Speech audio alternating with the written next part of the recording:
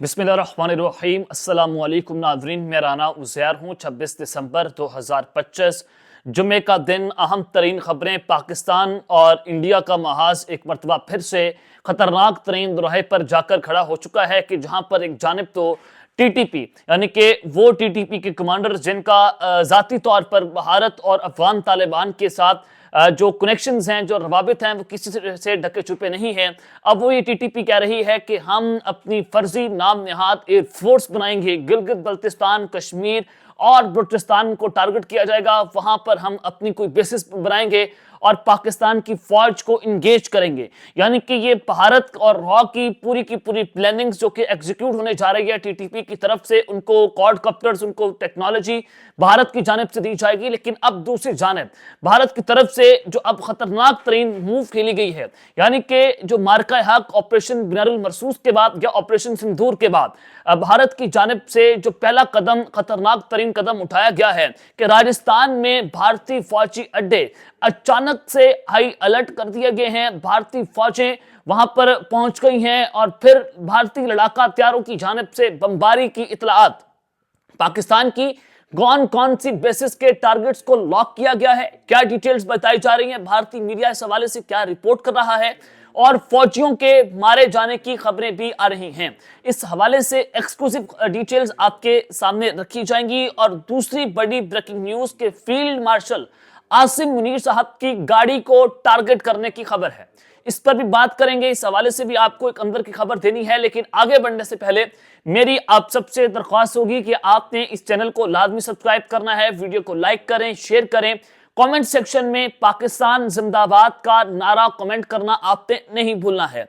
जनाब, सबसे पहले तो भारतीय फौज जो है वो जिस तरह से पैनिक नजर आ रही है पिछले 3-4 दिनों से, जिस तरह से वो एग्जैजरेट फ्रस्ट्रेट है, वो किसी से ढकी छुपा नहीं है कि एक तरफ तो आप कश्मीर में फॉल्स फ्लैग ऑपरेशन करने के लिए मरे जा रहे हैं, आप वहां पर फेक इनकाउंटर्स कर रहे हैं, भारतीय फौजों को वहां पर तैनात किया जा रहा है, स्पेशल फोर्सेस वहां पर लगाई जा रही हैं, बॉर्डर सिक्योरिटी फोर्सेस की नफी वहां पर तैनात की जा रही है। और बांग्लादेश बॉर्डर पर भी भारत ने इस वक्त अपनी मिलिट्री बेसिस को कायम कर लिया है। यानी कि चिकन नेक को बचाने के लिए भारत ने 3 जो अपनी मिलिट्री बेसिस है उनको ऑपरेट किया। मिजोरम के मुकाम पर भी एक मिलिट्री बेस भारत बना रहा है।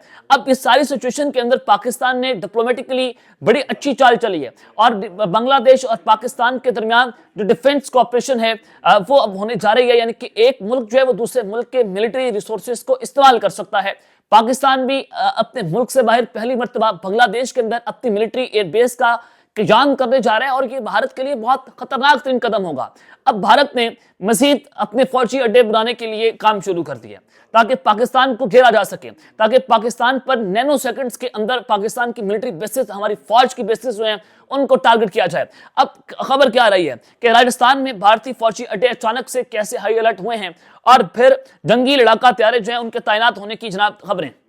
भारतीय मीडिया और उनके सहाफी यह रिपोर्ट कर रहे हैं कि breaking news, a new air base will be built near the border in Rajasthan. अब राजस्थान का जो बॉर्डर है एक सिंध के साथ मिलता है, ये सिंध वाला बॉर्डर है और फिर ये एक न्यू एयर बेस बनाई जा रही है वहां पर राजस्थान के अंदर। और वहां की एयर बेस पर जो जदीद तरीन लड़ाका हथियार हैं भारतीय फौज के, फजाइया के, उनको वहां पर तैनात किया जाएगा। S-400 को वहां पर तैनात किया जाएगा, मिसाइल्स, ड्रोन्स को तैनात किया जाएगा, ब्रह्मोस मिसाइलों को वहां पर लगाया जाएगा ताकि नैनो सेकंड्स के अंदर पाकिस्तान पर हमला किया जा सके। ये लिखा जा रहा है कि fighter jets will be able to reach 3 major Pakistan security basis with in seconds. Pakistan की 3 बड़ी जो बेसिस हैं उनको चंद सेकंड्स के अंदर भारत कह रहा है कि हम राख का ढेर बना देंगे। मेरे मुंह में खाक, वो कह रहे हैं कि राख का ढेर बना देंगे। मैं आपको इसकी तो सारी तफसीलात बताना चाहता हूं कि जनूबी पंजाब और सिंध का जो एयर कॉरिडोर है, ये राजस्थान का बॉर्डर उसके साथ मिलता है, जनूबी पंजाब आ जाए भावलपुर वाली साइड वहां पर।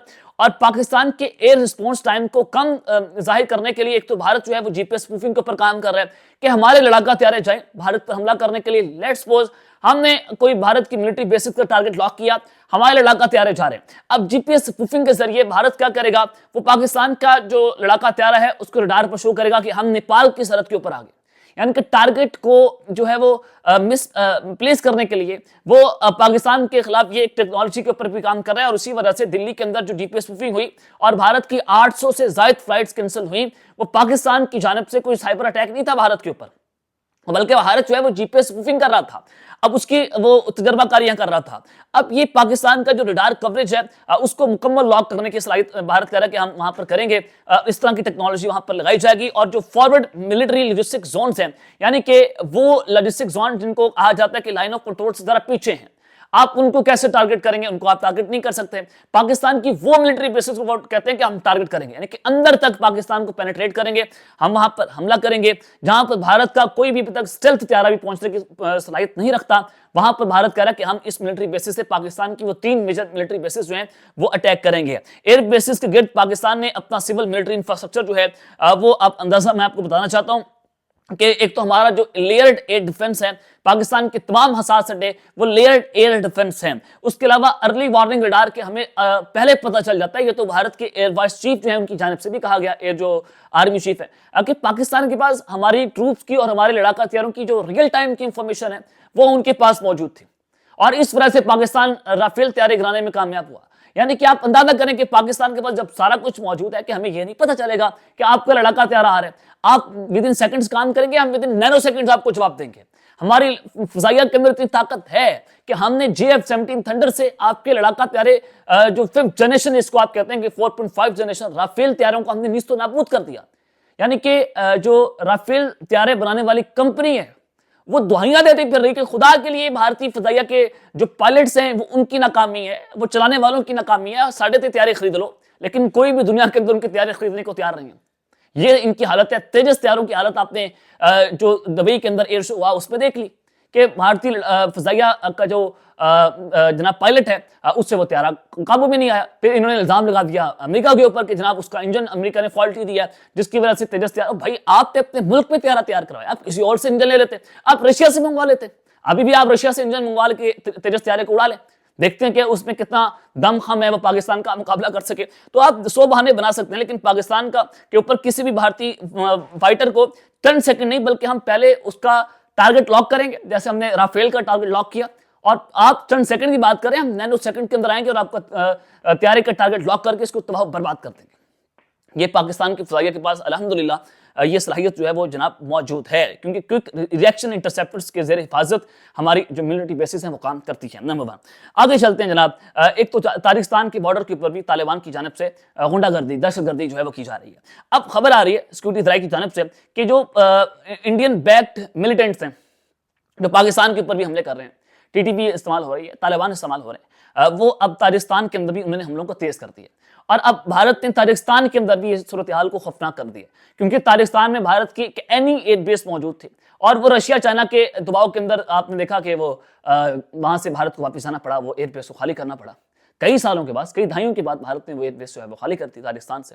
اور پھر طالبان جو ہم کہتے ہیں کہ یہ بھی ہمارا حصہ ہے, یعنی کہ پوری دنیا افغانستان کا حصہ ہے. یہ طالبان نے اس وقت پورے خطے کو آگ کے اندر جھونک دیا ہے صرف انڈیا کی خوشنودی حاصل کرنے کے لیے. یعنی کہ یہ امام مہدی کی فوج جو کہتے ہیں کہ ہم امام مہدی کی فوج ہے, یہ امام مودی کی فوج ہے, یہ بیسیکلی امام مودی کی فوج ہے, ان کو کہا جائے تو کہنا غلط نہیں ہوگا. تو جناب فیلڈ مارشل کی گاڑی کو ٹارگٹ کرنے کی خبریں آ رہی ہیں, ذرا وہ بھی آپ کو تفصیلات دینا چاہتا ہوں کہ اس وقت پاکستان تحریک انصاف کی جانب سے UK کے اندر ایک پروٹیسٹ ہوا, اور ڈیفینیٹلی پروٹیسٹ کرنا ہر شخص کا رائٹ ہے, اور ہاں اس ملک کا آئین اور قانون آپ کو اجازت دیتا ہے کہ آپ اپنا پروٹیسٹ جو ہے وہ پرامن طریقے سے اس کو ریکارڈ کروائیں, لیکن کسی کو جان سے مارنے کی دھمکی, کسی کو آپ جو ہے وہ کہیں گے کہ ہم اس کو جو ہے وہ ہارم کریں گے, یا آپ کو نہیں کرنا چاہیے. یہ اعلان میں کہہ رہا ہوں کہ اگر شہزاد اکبر صاحب کے ساتھ UK کے اندر غلط ہوا اس کے اوپر مذمت کرنی چاہیے, کہ کسی بھی شخص کے ساتھ آپ اس طرح کا کام کریں گے اس پر مذمت ہونی چاہیے, کھل کے مذمت کریں, بطور صحافی آپ کا کام ہے. لیکن فیلڈ مارشل عاصم منیر کے حوالے سے آج ایک عورت, ایک خاتون, ایک صاحبہ جو ہیں وہ UK کے اندر پروٹیسٹ کر رہی تھیں, وہاں پر انہوں نے کہا کہ اگر کسی کا طیارہ اڑایا گیا تو کسی کی گاڑی بھی اڑ جائے گی. وہ اشارہ جناب آپ سمجھ رہے ہیں کہ کس کی طرف تھا. تو اس کے اوپر بہت زیادہ جو ہے وہ لپکشائی ہو رہی ہے, بہت ساری بات ہو رہی ہے اس پورے سوشل میڈیا کے اوپر. جو پاکستان تحریک انصاف کی پاکستان میں بیٹھی لیڈرشپ ہے وہ بھی اس کو آن کرنے کو جناب تیار نہیں ہے, کیونکہ جب بات مفاہمت کی ہو رہی ہے, جب پاکستان تحریک انصاف کو تھوڑی سی پولیٹیکل سپیس ملنا شروع ہوئی ہے, تو UK والوں نے جناب پورا کام خراب کر دیا آپ کا, کہ دیکھیں یہ ملک جو ہے اس کا متحمل نہیں ہو سکتا. یہ آج پاکستان تحریک انصاف کو سمجھ آئی ہے, اور عمران خان صاحب کب سے یہ بات کریں کہ ملک بھی میری ہے, فوج بھی میرا ہے. تو یہ ڈیفینیٹلی آپ کسی شخص کے ساتھ لڑائی کر سکتے ہیں, آپ کسی شخص کے ساتھ آپ کی جو ہے وہ نظریاتی لڑائی ہو سکتی ہے, لیکن آپ یہ کہیں کہ ہم جان سے مار دیں گے, کسی کی گاڑی اڑا دیں گے, کسی کی, یہ بہت ناقابل قبول عمل ہے. اور یقین کریں کہ اگر عمران خان صاحب ہوتے وہ اس کو ڈس آن کرتے, وہ اس عورت کے خلاف کارروائی بھی کرتے اور اس کو پاکستان تحریک انصاف سے نکالتے بھی. البتہ مجھے بتایا گیا کہ وہ پاکستان تحریک انصاف کا حصہ نہیں ہے, لیکن وہ ظاہر ہے وہ کچھ لوگ ہیں جو ہارم کرنے کی کوششیں کرتے ہیں اس طرح کی چیزوں کو, لیکن پاکستان تحریک انصاف کا موقف آنا اس پہ بہت ضروری ہے کہ فیلڈ مارشل کو جس طرح سے ٹارگٹ کرنے کی کوششیں ہوئی ہیں اس معاملے کے اوپر میں بات کر رہا ہوں, تو یہ انتہائی قابل مذمت عمل ہے. اب تک کے لیے اتنا ہی, اپنا خیال رکھیے گا اور اس میں آپ لازمی حل رکھنے. اللہ نگہبان. پاکستان زندہ باد.